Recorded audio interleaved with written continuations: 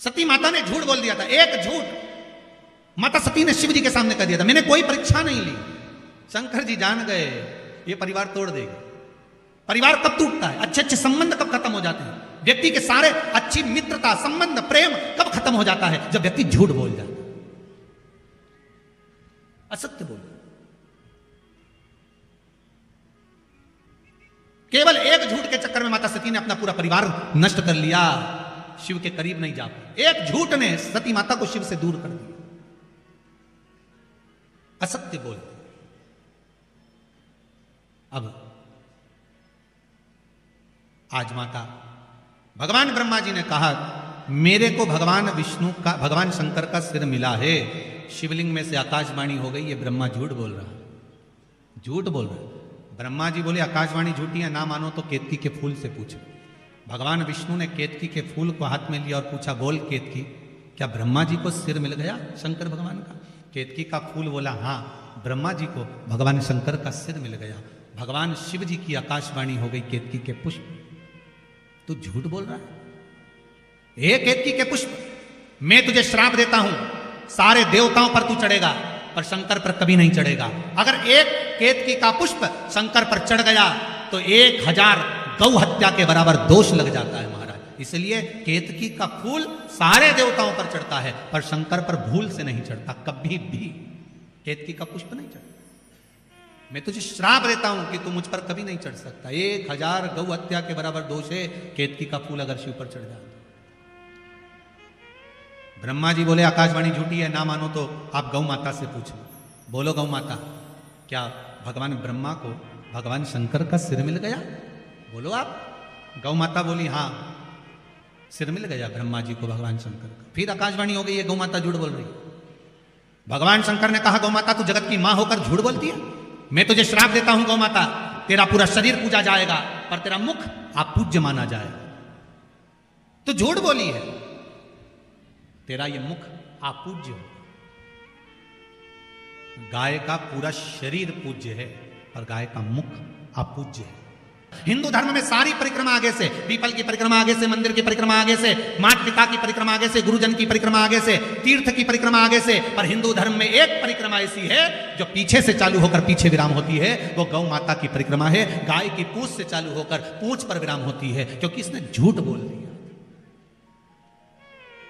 और केवल एक बार झूठ नहीं बोला है गौ माता ने, 2 बार बोला।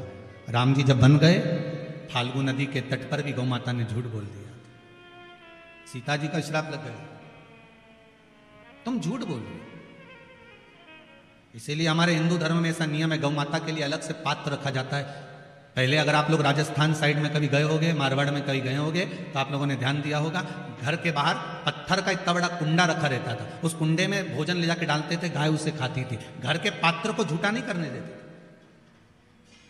घर के पात्र को झूठा नहीं करने देते, क्योंकि वो पात्र अगर गौ माता झूठा कर देती थी, फिर उसमें गंगा जल भरकर रखो, 7 बार अग्नि में तपाओ, फिर 3 बार गंगा जल भरकर रखो, तब वो पात्र घर में कार्य लेते थे, पर भगवान की सेवा में नहीं जाता था, क्योंकि झूठ बोली है, झूठ बोला।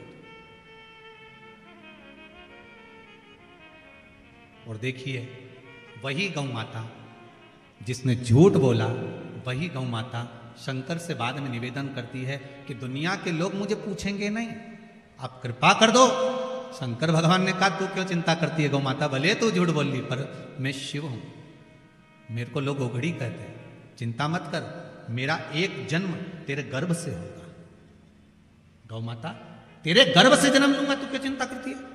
और आप सबने कथा सुनी होगी, गाय गौ माता जब अपने पुत्र मनोरथ को दूध पिला रही थी, गाय जब अपने बेटे मनोरथ को दूध पिला रही थी, तो कामधेनु गाय जब दूध पिला रही अपने पुत्र मनोरथ को, तो वो दूध का फेन उड़ गया था, उड़कर वो शंकर भगवान के ऊपर चले गया।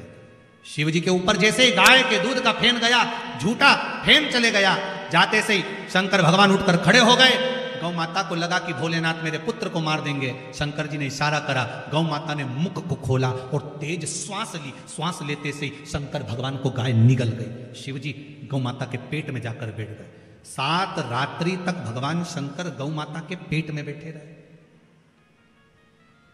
अब जरा ध्यान दीजिएगा, जिस गौ माता के पेट में शिव बैठे हैं, उस गौ माता के पेट में आप लोग जो भोजन पॉलीथीन में डालकर बाहर पटक देते हो, गाय वो खा जाती है और वो पॉलीथीन गाय के पेट में जाती है, वो कैंसर बना देती है। जरा विचार करिए गौ माता को कितना कष्ट होता हो, कितना। तो 7 रात्रि तक भोलेनाथ माता गौ माता के उदर में बैठे रहे, पेट में बैठे रहे। जब गाय के पेट में मेरा भोलेनाथ बैठा रहा, हाहाकार मच गया। शिव कहां गए, ढूंढने के लिए प्रयास करा गया, अथक प्रयास माता पार्वती जी ने करा। तब मालूम पड़ा कि गौ माता निगल गई शिव जी को। तब गौ माता से प्रार्थना करी गई और गाय से प्रार्थना कर कर गौ माता के उदर से भगवान शंकर को प्रकट करा गया। गौ माता ने कहा मेरा पुत्र नंदी बनकर आप प्रकट हो, और शिव जी नंदी ध्वज बनकर प्रकट होते हैं, स्वयं नंदीश्वर बनकर।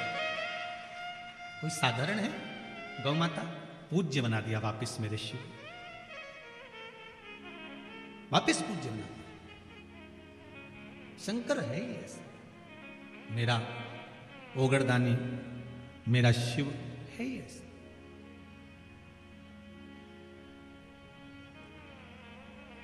बेलपत्री में ये जो 3 पत्तियां होती हैं, कभी कभी 5 पत्ती की भी बेलपत्र होती है, कभी कभी 6 पत्ती की भी होती है, 4 पत्ती की भी होती है।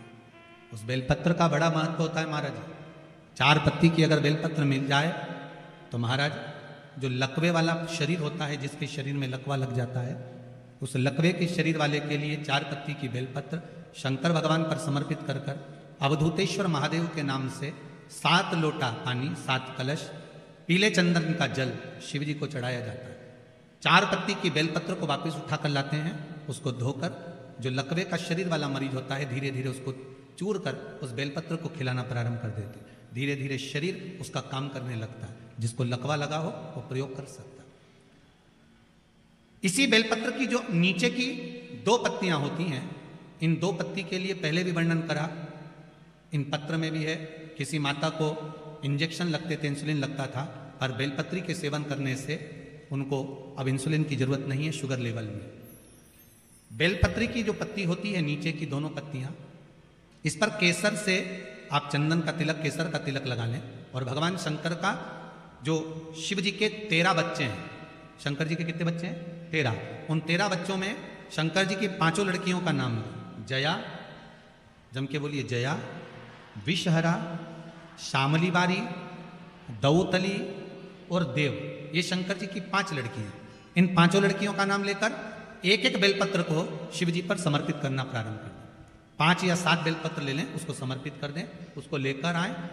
जब बेलपत्र शुगर वाला व्यक्ति या बीपी वाला व्यक्ति या थायराइड वाला व्यक्ति खाए तो एक एक बेलपत्र सबसे पहले नीचे की पत्ती को तोड़ ले, जो नीचे की 2 पत्तियां, इसको तोड़कर खाना प्रारंभ करें। फिर आखिरी में ऊपर की पत्ती को खाए। 3 दिन लगातार कर देखिए, शुगर लेवल में आ जाइए। अभी तो कथा चल रही है, तो दूसरा ही दिन हुआ है, खाकर तो देखो। 4 दिन तो हम भी यहीं हैं, तो शुगर लेवल में आपको मिलेगा। शिव का स्मरण करें, पर शंकर भगवान की 5 लड़कियों के नाम मत भूलना। पहली, जम के बोलो जरा, जया। दूसरी, विषहरा। तीसरी, श्यामली बारी। चौथी, दौतली। और 5वीं, देव। ये शंकर भगवान की 5 लड़कियां हैं जो औषधि का काम करती हैं। शिव जी की ये 5 लड़कियां औषधि प्रदान करती, साधारण नहीं है। भगवान शिव की कथा कह रही है। शिव ओघड़दानी, त्रिकालदर्शी, कैलाशी, अविनाशी शिव। ब्रह्मा जी के सामने, भगवान शिव की साक्षी में, भगवान नारायण के सम्मुख में झूठ बोल दी है गौ माता। गाय ने झूठ बोल दी। अब आकाशवाणी कर रही है, ये गाय माता झूठ बोल रही है, ये झूठ कर। ब्रह्मा जी बोले ये आकाशवाणी झूठी है, ये आकाशवाणी जो हुई है ये झूठी है, क्रोध है। महाराज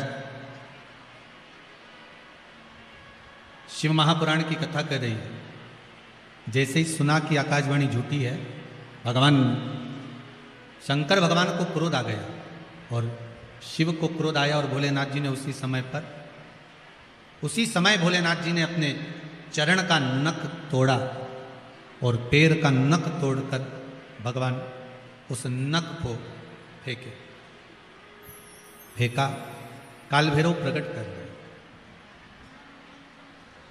काल भैरव प्रकट हो गए।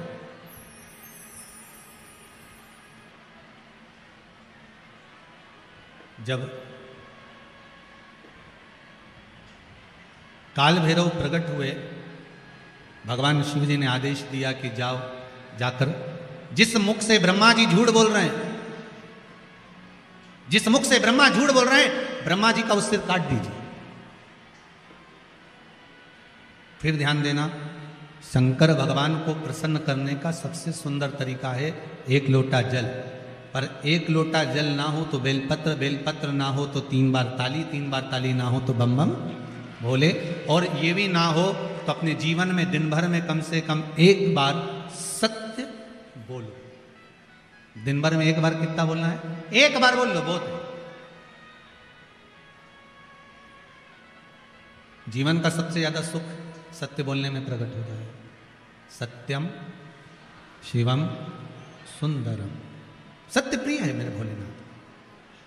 हर हर महा, भगवान की प्रियता सत्य में, सत्य में प्रियता मेरे शिव।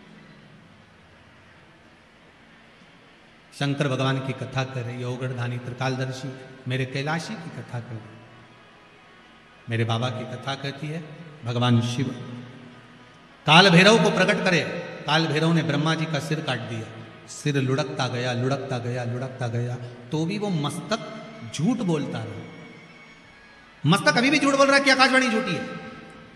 अब सिर कट गया, सिर कटने के बाद भी सिर लुढ़कता लुढ़कता झूठ बोलता गया।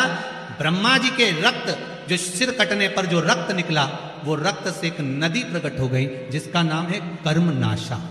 कौन सी नदी है? जरा जम के बोलिए। कर्मनाशा नदी प्रकट हो गई। भगवान शिव ने कहा यह कर्मनाशा नदी ब्रह्मा जी के सिर कटने पर प्रकट हुई है। ये कर्मनाशा नदी भारत की भूमि पर एक ऐसी नदी है जिस नदी पर कुत्ता भी पानी नहीं पीता। भारत की भूमि पर केवल एक नदी ऐसी है जिस पर पक्षी भी अपनी चोंच उस नदी के पानी को नहीं लगाते, वो कर्मनाशा। इलाहाबाद से काशी के बीच में बहने वाली ये नदी वैसे तो 14 किलोमीटर की है, पर आजकल अगर लोग नेट पर सर्च करते हैं तो वो 20 किलोमीटर की दिखती है। अब हो सकता है उसका विस्तार हुआ हो, पर शिव महापुराण में, लिंग पुराण में वो 14 किलोमीटर की। एक कर्मनाशा नदी जिस पर यूपी गवर्नमेंट ने बड़े बड़े बोर्ड लगा कर रखे हैं, इसमें हाथ ना धोइए, इसमें पांव ना धोइए, इसका स्पर्श ना करिए, ये कर्मनाशा है। 7 पीढ़ी में किसी ने उद्यापन करा हो, दान करा हो, कन्यादान, वस्त्र दान, मुद्रा दान, स्वर्ण दान, अन्न दान, उपास, व्रत, कुछ भी करा होता है, 7 पीढ़ी में अगर किसी ने करा हुआ है और उस पीढ़ी का व्यक्ति अगर कर्मनाशा नदी को छू लेता है, उसका पानी का स्पर्श हो जाता है, तो 7 पीढ़ी में करा गया सारा कर्म नष्ट हो जाता है। वो कर्मनाशा नदी आज भी बहती है, जो ब्रह्मा जी के रक्त से दो। विद्वान लोग आज भी उस नदी के पास नहीं जाते, उस नदी के करीब में नहीं पहुंचते।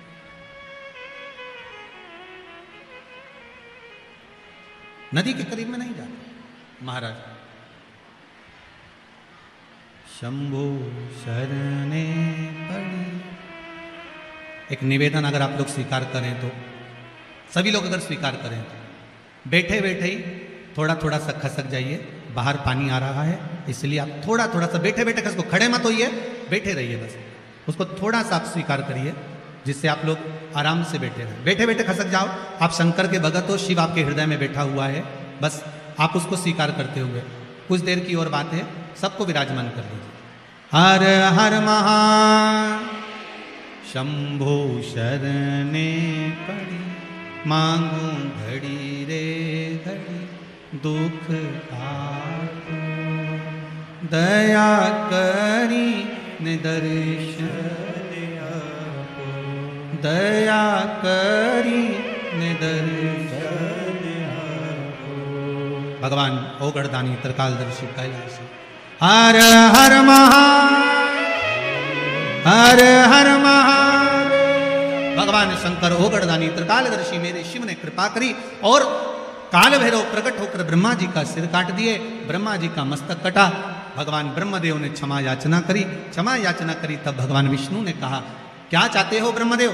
ब्रह्मा जी बोले प्रभु बस इतनी कृपा कर दो महाराज, एक करुणा थोड़ी सी कर दीजिए, जो मेरा सिर कटा है वो कटा हुआ सिर संसार में इसको लोग बुरा ना कहें, इससे नफरत ना करें, ऐसी कृपा कर। भगवान ने कहा क्या करना चाहिए? भगवान विष्णु बोले, प्रभु आप तो सामर्थ्यवान हैं, आप सब कुछ कर सकते हैं। भगवान उसी समय पर ब्रह्मा जी के कटे हुए सिर को वट वृक्ष बना देते। काय का वृक्ष बनाया है? वट वृक्ष। भगवान शंकर ने कहा सुनो ब्रह्मा जी, हे ब्रह्मदेव, तुम्हारा जो सिर कटा है ये वट वृक्ष के नाम से पूजा जाएगा। इस बड़ के पेड़ के नीचे लोग पिंडदान करेंगे, तर्पण करेंगे, भजन करेंगे, स्मरण करेंगे और मेरी भक्ति को धारण करेंगे। शिव जी स्वयं उस बट के पेड़ के नीचे विराजमान हुए। शंकर जी का एक नाम हो गया बटकेश्वर महादेव। क्या नाम पड़ा है? बटकेश्वर महादेव। महाराज, जिसका कर्जा ज्यादा बढ़ जाता है, आवक रुक जाती है, कोई कर्जा ज्यादा हो गया, पैसे नहीं आ रहा है, अदालत में कोई केस चल रहा है, निपट नहीं रहा, तो उसके लिए बटकेश्वर महादेव का पूजन किया जाता है। लिंग पुराण में लिखा है कि बटकेश्वर पूजन जो होता है वो भगवान बड़ के पेड़ के नीचे शिवलिंग का निर्माण कर कर या बड़ के पेड़ के नीचे कोई शंकर भगवान का शिवलिंग हो, वहां पर इस पूजन को किया जाता है। जिस व्यक्ति पर कर्जा ज्यादा हो जाए या अदालत में या कहीं कोर्ट केस हुआ हो या तकलीफ आ रही हो, तो बटकेश्वर महादेव का पूजन मान्य है। छोटे से शिवलिंग का निर्माण बट वृक्ष के नीचे कर लो। और पहले भी आप लोगों को कहा है, ज्यादा बड़ी मूर्ति घर के अंदर ना हो। प्रयास करिएगा अंगुष्ठ आकृति के बराबर की मूर्ति हमारे घर के अंतर्गत हो। और अगर बड़ी मूर्ति भी आपके घर में है तो इसका मतलब ये नहीं कि आप उसको निकाल दें, उसको भी पूजन में रखो, वो अपनी पुरातन है, उसका भी स्मरण करें। पर प्रयास करो कि बाजार से कोई नए देवता की मूर्ति ज़्यादा एकत्रित नहीं करना। आज के ज़माने में बड़ी बड़ी परेशानी है। जिस तीर्थ में जाते हो वहाँ से मूर्ति लेकर आ जाते हो। बद्रीनाथ जी घूमने गए तो बद्रीनाथ जी को लिया, द्वारका जी गए तो बोलते जाओ जरा द्वारका जी को लिया, जगन्नाथ जी गए जगन्नाथ जी को लिया। इतने सारे देवता घर में रखे हैं। अब भगवान की पूजन हो रही नहीं हो रही, थोड़ी बहुत पूजन हुई, थोड़ी बहुत नहीं। अब छोटी जगह में, अब जैसे आप लोग अगर पास पास में आप लोगों को बिठा दिया जाए तो परेशानी होती कि नहीं होती? जम के तो बोलो जरा, होती है ना? अब तुम्हारा इतना बड़ा तो मंदिर घर के अंदर, कितना बड़ा मंदिर, छोटा सा तुम्हारे घर में मंदिर, इतने बड़े मंदिर में वहीं शंकर जी बैठे, वहीं राम जी बैठे, वहीं कन्हैया जी बैठे, वहीं लड्डू गोपाल, वहीं पर लक्ष्मी जी, वहीं पर दो गणेश जी, वहीं पर सारे देवी देवता। बद्रीनाथ गई तो उनको भी लाया, जगन्नाथ गई उनको भी लाई, रामेश्वर गई उनको भी लाई, सारे देवता वहीं इकट्ठे। और सुबह से उठ कर गई, इतनी सी शक्कर ले गई। अब इतनी सी शक्कर भगवान के सामने रख दी और आरती उतार दी। अब सारे देवता आपस में सोच रहे कि तुम खाओगे कि हम खाएंगे। इसलिए शास्त्र कहता एक साधे सब सधे, सब साधे विश्राम। एक को साध लो, सब हो जाए। हमारे देवाधिदेव महादेव को जो जल चढ़ाते हो ना, 33 कोटि देवताओं को वो जल प्राप्त हो जाता है। ब्रह्मा भी उसी में है, विष्णु भी उसी में है, इंद्र भी उसी में है, देवी भी उसी में है, देवता भी उसी में, सब उसी में विराजमान। कहीं हमें भटकना नहीं है उसको ढूंढने की, सब उसी के भीतर विराजमान। एक बेलपत्री का पत्ता, मात्र एक बेलपत्री का पत्ता, जिसके भीतर ब्रह्मा भी है, विष्णु भी हैं, शिव भी हैं। और इस बेलपत्री के बीच वाली पत्ती से लेकर जहां 2 पत्तियां रहती हैं, उस पत्ती के बीच में जो गैप होता है डंडी का, इसमें 64 योगनियां भी हैं। 64 योगनियां देवियां भी इसके अंतर्गत विराजमान है। और उस डंडी के नीचे जहां 2 पत्ती है, इस 2 पत्ती के नीचे की जो लंबी डंडी रह जाती है, इसमें 33 कोटि देवताओं का भाग है। उस डंडी के नीचे जो छोटा सा एक मोटा सा भाग रह जाता है, कई बार आप लोगों ने बेलपत्री को तोड़ा होगा तो नीचे एक मोटा सा भाग रह जाता है, महाराज उसके अंतर्गत सारे तीर्थों का भाव जागृत रहता है। उस बेलपत्री को केवल साधारण ना समझे, शिव को अगर समर्पित कर रहे हैं तो संपूर्ण उसी के अंतर्गत, संपूर्ण।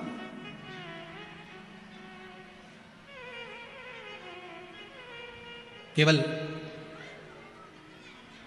आप लोगों ने बेलपत्र अगर कभी शिव जी पे चढ़ी हुई, हम तो कई बार निवेदन करते हैं कि आप उसका सेवन हफ्ते में एक बार, जिसको भी शुगर हो, बीपी हो, थायराइड हो, हफ्ते में एक बार शंकर जी पे चढ़ी हुई बेलपत्र अवधूतेश्वर महादेव के नाम से। कौन से महादेव? अवधूतेश्वर महादेव के नाम से खाना प्रारंभ कर देना चाहिए, हफ्ते में एक बार।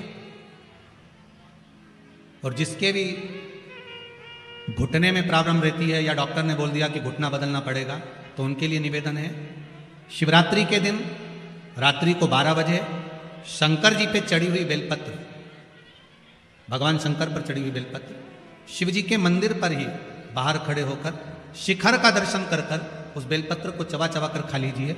घुटना बदलने की जरूरत नहीं पड़ेगी, कभी भी घुटना बदलने की जरूरत।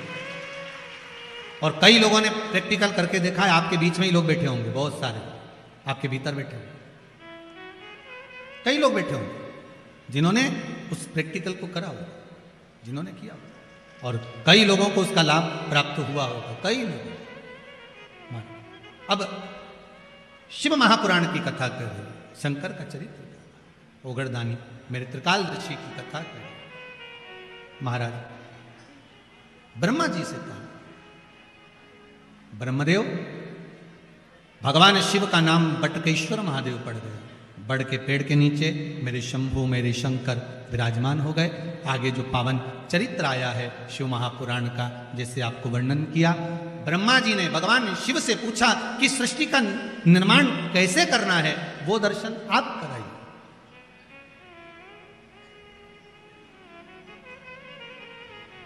इस सृष्टि खंड को बढ़ाना कैसे है, उसका वर्णन आप करें।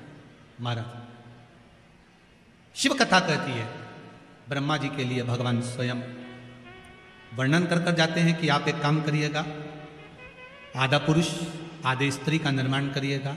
पुरुष और स्त्री का निर्माण करना था, ब्रह्मा जी को भान नहीं हो पाया, उन्होंने पुरुष और स्त्री को मिलाकर निर्माण कर दिया, जिससे किन्नर उत्पन्न हुए। अब किन्नर उत्पन्न हुए तो भगवान विष्णु और भगवान शंकर दोनों आ रहे थे, मेरे शिव आ रहे थे। भगवान विष्णु ने देखा कि चारों तरफ किन्नर ही किन्नर है, जहां देखो किन्नर नृत्य कर रहे हैं, ताली बजा रहे हैं, स्मरण कर रहे हैं। इतने में तो भगवान विष्णु को हंसी आ गई, बड़ी जम के भगवान नारायण हंस दिए, बहुत ठाका लगाकर। जैसे ही भगवान विष्णु हंसे तो भगवान शंकर ने पूछा, क्या हुआ नारायण, आप हंस क्यों रहे हो? भगवान विष्णु ने कहा, प्रभु आपने ब्रह्मा जी से कहा था कि सृष्टि का निर्माण करो, पर ब्रह्मा जी ने कैसी सृष्टि बनाई, चारों तरफ किन्नरों को उत्पन्न कर दिया। सबसे पहली सृष्टि का निर्माण में किन्नर उत्पन्न हुए थे, इसलिए आज भी शुभ कार्य में, घर के मंगल विवाह में, बच्चों का जन्म होता है, उसमें किन्नर आमंत्रित होते हैं और किन्नरों को कुछ देना पड़ता है। ये भगवान ब्रह्मा की बनाई हुई सृष्टि में से प्रथम सृष्टि में किन्नर थे। भगवान विष्णु हंसती है, शंकर भगवान को थोड़ा सा क्रोध आ गया कि ब्रह्मा जी ने निर्माण करा और तुम हंस रहे हो। शिव महापुराण की कथा कहती है, कभी अंधे को देखकर मत हंसो, कभी लूले को, विकलांग को, चरण नहीं, हाथ नहीं, बहरा है कोई, वाणी से विहीन है कोई, उसको देखकर कभी नहीं हंसना। शिव महापुराण की कथा कहती है, एक जन्म हमको लेना पड़ता उसी के जैसा जिस पर हंसे हैं। और भगवान विष्णु को भी लेना पड़ा किन्नर का अवतार, भगवान नारायण को भी किन्नर बनना पड़ा, केवल हंस दिए थे थोड़ा सा। और भगवान विष्णु जो ठाका लगाकर हंसे, शंकर भगवान ने कह दिया, नारायण आप ब्रह्मा की बनाई हुई सृष्टि पर किन्नरों पर हंसे हो, आपको पृथ्वी पर जाकर किन्नर बनना पड़ेगा, आपको भी किन्नर बनना पड़ेगा। भगवान विष्णु की आंख में से जल बह गया, नारायण रो दिए, शिव आप मुझसे कह रहे हो कि मुझे किन्नर बनना पड़ेगा? हाँ, क्योंकि आप ब्रह्मा की बनाई हुई सृष्टि पर हंसे हो। और आया समय, जिस समय पर पांडव और कौरवों का युद्ध प्रारंभ होना था, कुरुक्षेत्र की भूमि पर जब युद्ध करने के लिए कौरव और पांडव पहुंचे, तो कुरुक्षेत्र की भूमि पर चंडी प्रकट हो गई। कुरुक्षेत्र की भूमि पर चंडी प्रकट हुई और चंडी ने कहा, सुनो कौरव और पांडव, ये भूमि मेरी है, भूमि पर युद्ध करने से पहले कौरवों को अपने परिवार में से किसी एक की बलि देना पड़ेगी और पांडवों में से परिवार में से किसी एक की बलि देना पड़ेगी, तब तो तुम इस कुरुक्षेत्र की भूमि पर युद्ध लड़ सकते हो। अब कौरव तो खुश हो गए, क्योंकि हम 100 भाई, एक आध अगर बलि में मर भी गया तो 99 तो बचेंगे, पर दुख तो पांडवों को था, 5 में से एक मर गया तो फिर युद्ध कैसे होगा। भगवान कृष्ण को चिंता व्यापने लगी, टेंशन पड़ गया मेरे ठाकुर को, चिंता व्याप गई, करना क्या है। तो तब भगवान कृष्ण को याद आया, अर्जुन जिस समय द्रौपदी को विवाह कर कर लेकर आया था, लाकर द्रौपदी को जब खड़ा करा, माता कुंती से कहा, मां देखिए हम क्या लेकर आए, और माता ने कह दिया 5 वही बांट लो।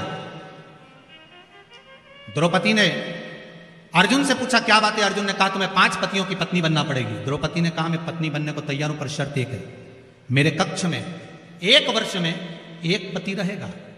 अगर दूसरा पति मेरे कक्ष में अगर आ जाता है तो उसको 5 वर्ष के लिए वन भोगना पड़ेगा। अगर मैं 5 पतियों की पत्नी बन सकती हूं तो थोड़ा संकल्प आपको भी लेना पड़ेगा। अर्जुन ने 5 से पूछा, 5 तैयार। आज जिस कक्ष में भीम के साथ में द्रौपदी रह रही थी, इतने में एक ब्राह्मण दौड़कर अर्जुन के पास में आए, अर्जुन अर्जुन मेरे पुत्र को सिंह उठाकर ले गया है, मेरे बेटे को बचा लीजिए अर्जुन, जल्दी बचाओ। अर्जुन ने कहा मेरा गांडीव कहां है? ढूंढते ढूंढते अर्जुन उस गांडीव को लेने के लिए भीम के कमरे में चले गए, भीम के कक्ष में चले गए, और द्रौपदी ने उसी समय पर कह दिया, सुनो अर्जुन तुम भले गांडीव उठा कर ले जाओ और उस ब्राह्मण के बच्चे को बचा लो, पर तुम्हें 5 वर्ष के लिए वन जाना पड़ेगा। अर्जुन ने कहा मैं स्वीकार करता हूं। 5 वर्ष के लिए अर्जुन बन गए। नागों की कन्या उलूपी के साथ में अर्जुन का विवाह हो गया, एक पुत्र का जन्म हो गया जिसका नाम आरावन था। क्या नाम था? आरावन। पुत्र को जन्म देकर अर्जुन वहीं पर छोड़कर अपने राज्य में आ गए। आज भगवान कृष्ण ने अर्जुन से कहा, अर्जुन पांडवों में से किसी एक की बलि देना है। तू जब वन में गया था तो तेरा एक बेटा हुआ था, उस बेटे को लिया, बलि उसी की चढ़ाई। जाओ, है तो पांडवों का ही, जाओ लेकर। आरावन को लेकर आए। आरावन ने कहा पिताजी चिंता मत करो। उसको नहीं मालूम था कि मेरी बलि चढ़ने वाली, उसको नहीं मालूम था कि मेरी बलि चढ़ जाएगी। आरावन ने कहा पिताजी चिंता मत करो, युद्ध के मैदान में मैं कौरवों को काट काट कर पटक दूंगा, आप क्यों चिंता करते हो? आए आरावन, भगवान कृष्ण मिलने के लिए गए आरावन से। भगवान कृष्ण ने कहा, आरावन आपको मालूम है कि क्यों आए हो? आरावन ने कहा मुझे युद्ध लड़ना कौरवों से। आरावन आपको मालूम नहीं, आपकी बलि चढ़ना है।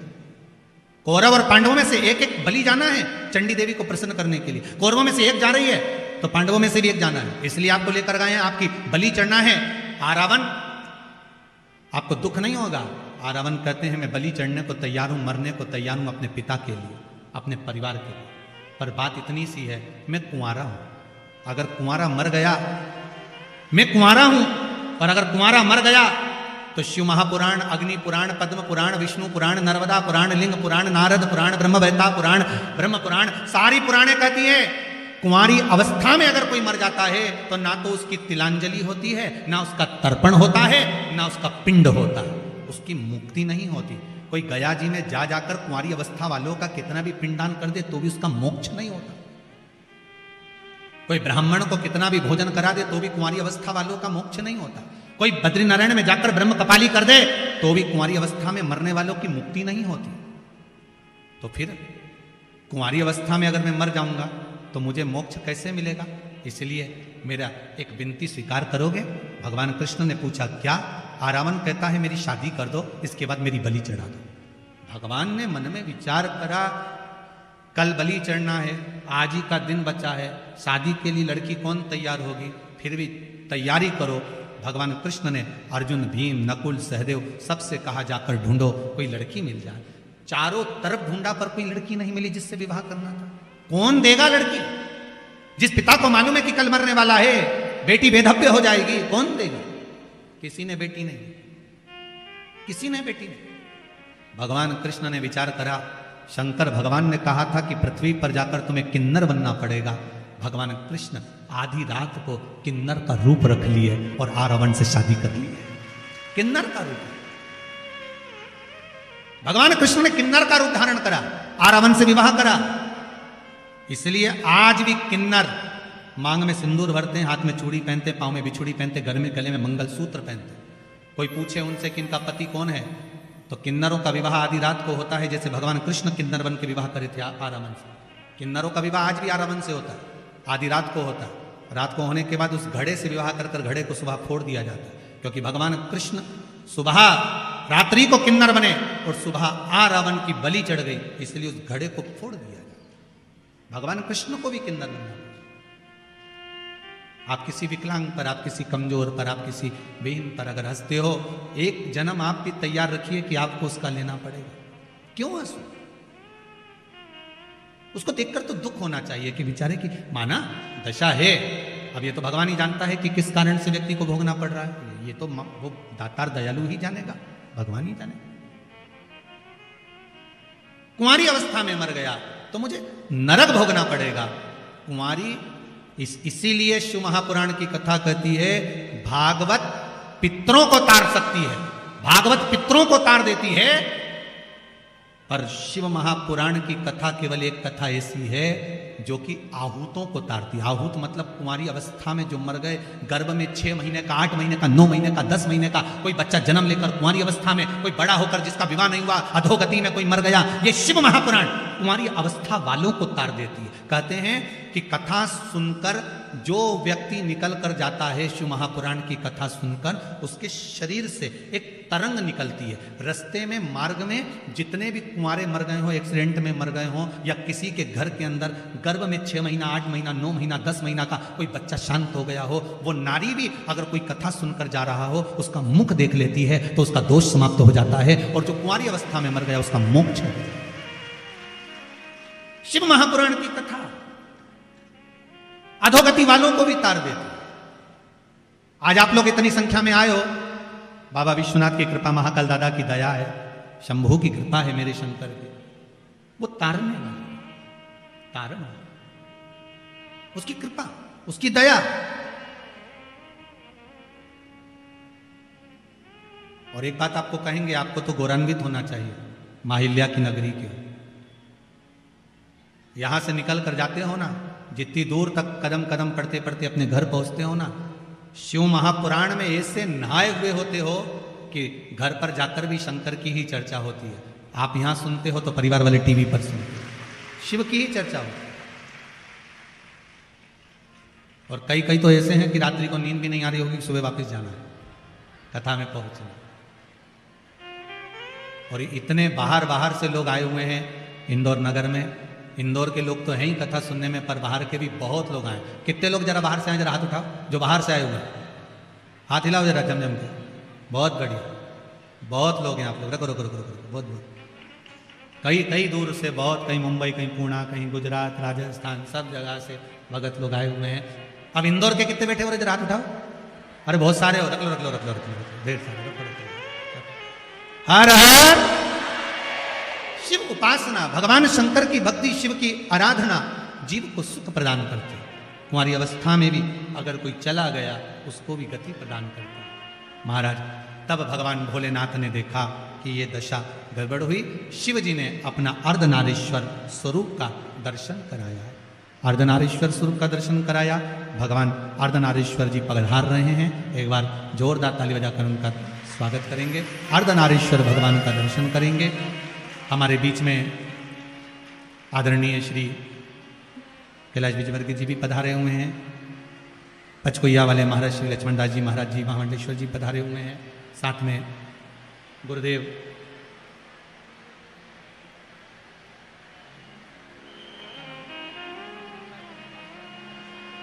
आदरणीय श्री शंकराचार्य जी महाराज श्री पधारे हुए हैं। अपन सब आनंद लें। 2 शब्द आशीष वचन गुरुदेव के मुख से आदरणीय जगत गुरु श्री शंकराचार्य जी के मुखाग्रविंद से श्रवण करेंगे आशीर्वाद के वचन। आप लोग अपनी जगह पर बैठे रहें। पानी थोड़ा सा है तो अंदर की ओर आप लोग आ जाएं, पर गीले ना हो, थोड़ा सा निवेदन रहेगा।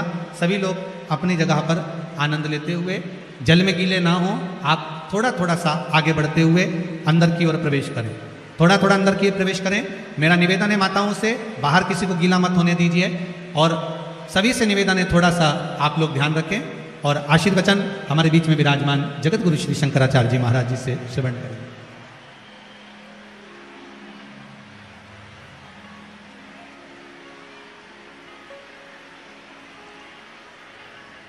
बोल काशी विश्वनाथ भगवान की जय। गुरुदेव का आशीष वचन, उसके बाद में आरती। तब तक हमारे बीच में विराजमान आदरणीय विजयवर्गीय जी, आदरणीय मेंदोला जी यहाँ पर अर्धनारीश्वर भगवान का पूजन करेंगे और उसी बीच में हम लोग गुरु जी से आशीर्वाद प्राप्त करेंगे।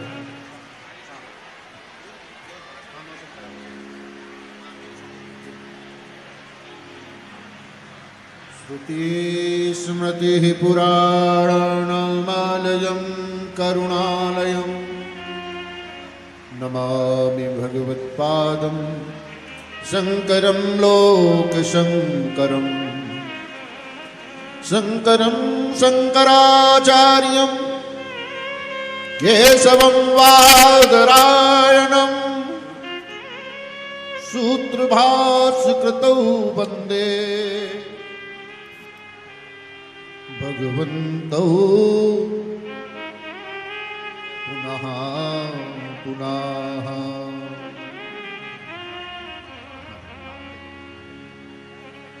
सत्यम। आप सभी लोग अपनी जगह पर भले खड़े हैं, बाहर पानी आ रहा है, इसका ध्यान रखें। गुरुदेव के मुखाग्रबिंद से 5 मिनट का आशीर्वचन लेकर उसके बाद आरती करेंगे। आप लोग परेशान ना हो, पानी में कोई भी गीला ना हो, शांतिपूर्वक आप लोग अपने स्थान पर खड़े रहिए। 5 मिनट का सुंदर आशीर्वचन।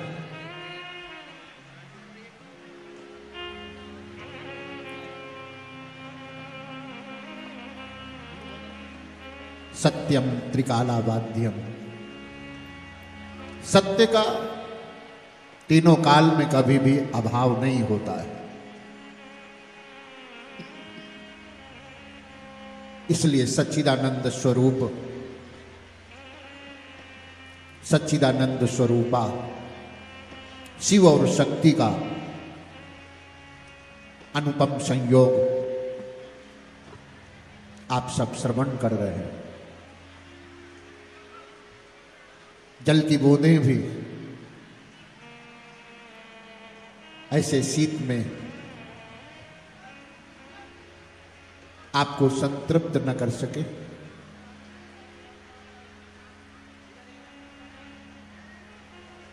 भगवान मूर्ति के रूप में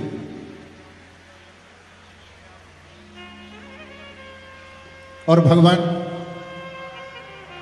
अमूर्त के रूप में, लीन मर्थमित लिंगम, जिससे ये सारी सृष्टि उत्पन्न हुई है और जिसमें ये सारी सृष्टि समाहित है और लीन हो जाती है। इसलिए माता के रूप में जलप्रिया कही गई है। शिव में शक्ति का संयोग जलप्रिया के रूप में है, इसलिए जलप्रिया, जिसको जलाधारी बोलते हैं, वो जलाधारी जलप्रिया है। इसलिए जहां शिव विराजमान हो और वहां जल वृष्टि होने लग जाए तो यह भी एक शिव और शक्ति का संयोग है। आप सबके लिए